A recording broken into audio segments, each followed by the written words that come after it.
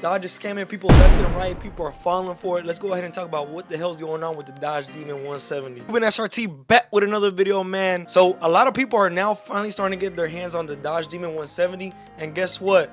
People all over the place are still trying to get their hands on it because they're seeing people get them, and they're like, "Whoa, where's mine's at?" And a lot of people, a lot of videos I've been seeing online, people have been reporting that they put $200,000, they put their non-refundable deposit of $15,000, $20,000, $50,000, whatever it may be, just to get that loss to somebody that bid them over. So let's say you put $200,000 like total for the car, and someone put a higher deposit than you and said they were gonna pay $250,000. Some shady dealers are throwing away your first deposit and letting the other person come in.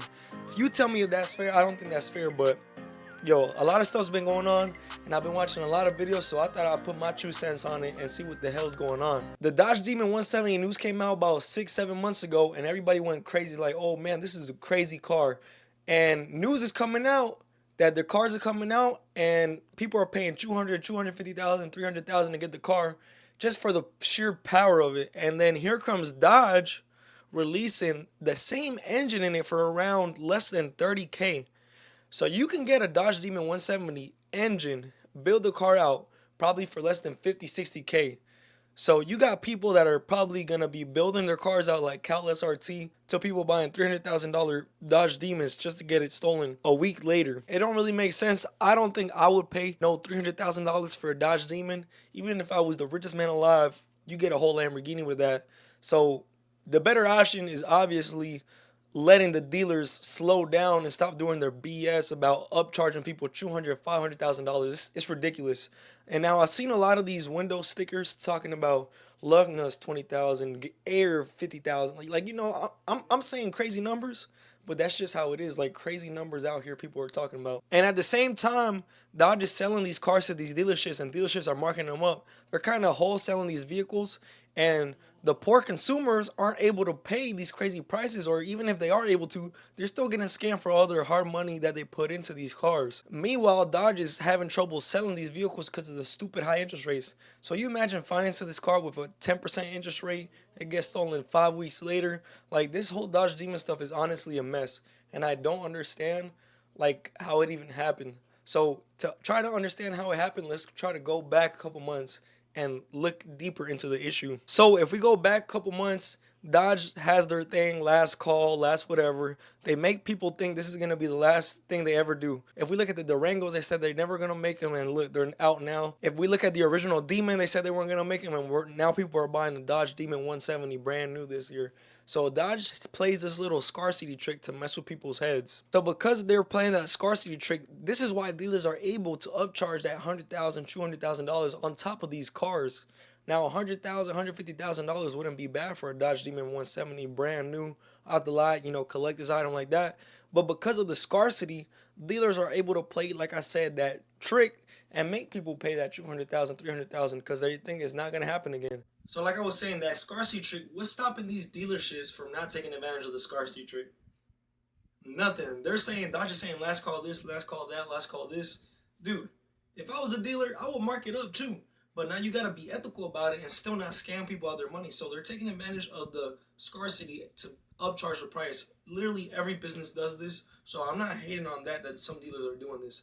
I'm hating on the fact that people are getting scammed out of $40,000, $50,000 non-refundable deposits just because the next person outbid them, and now their money's gone and they have nothing to say about it. You know, that's what's really going on, and you know, people need to be aware of. So I would say for now, the solution to this problem is kind of wait out the hype. If you really want a Dodge Demon, you're probably going to be able to get it. Just try to network around and find the right person or the right dealership that'll get it for you.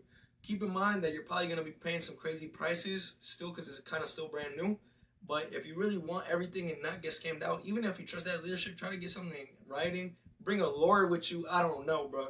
But if you're paying that kind of money, you need to make sure you're not getting scammed out of it because the next person can outbid you and they just take the money right out.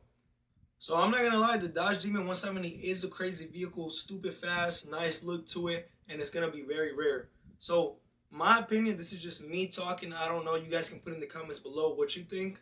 But if I was trying to hop into that Dodge Demon, I would definitely go ahead and try to find the best dealership out there. You know, talk with somebody, talk it out, or even just wait it out until this whole like scam stuff and price gauging like just kind of relaxes, and then try to get it for a better price, because it's not like, you know, these cars aren't going to be around. Somebody can buy this 6 months, and I'm pretty sure a collector's going to have it brand new, and they might think about selling it. Or if you really want to, you know, go up in price, try to outbid a collector once they have it nice and tight in their garage.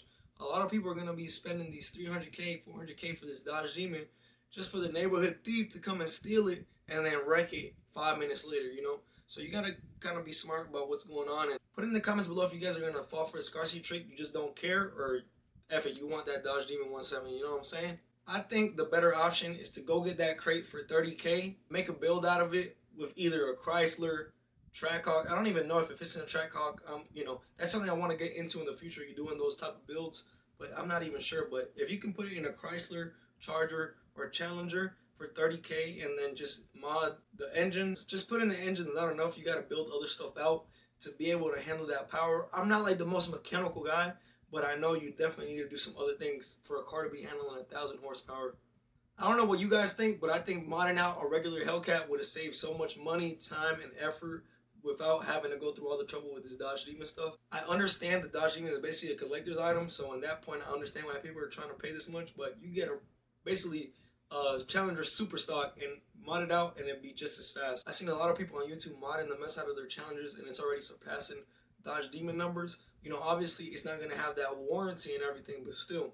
And another thing is, a lot of these dealerships aren't getting punished by doing these bad practices like taking people's non-refundable money and taking the nice person's, because I know each dealership gets specific allocations for the Dodge Demon. So let's say a dealership did some bad practice and they have 5 allocations, that should really be punishing them and, you know, taking away 3-4 allocations.